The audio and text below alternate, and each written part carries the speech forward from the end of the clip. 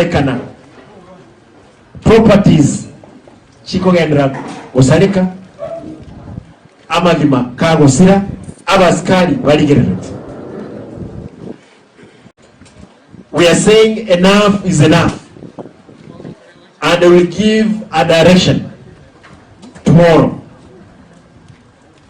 If the perpetrators of the India's Act at Keroka, they cannot be arrested, we are giving a direction tomorrow at the stadium. And nobody will like it.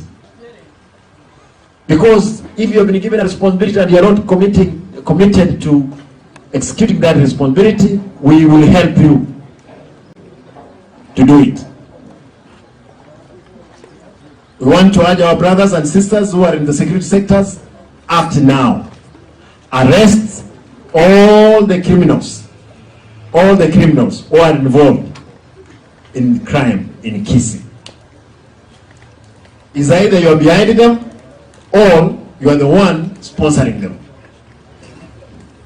Kwa hivyo wananchi mkae choncho, mimi nitapeana direction kesho ni nini tunafaa kufanya kwa masuala ya security in our county.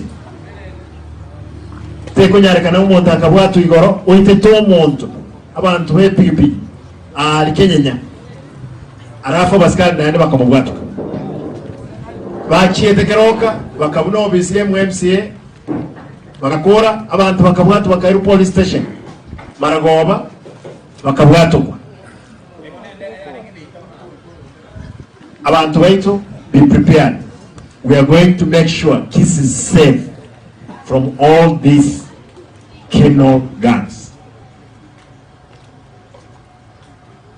Thank you and God bless you.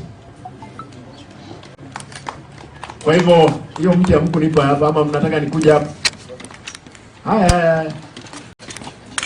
Mwalile, mwalile mwekule kakibia.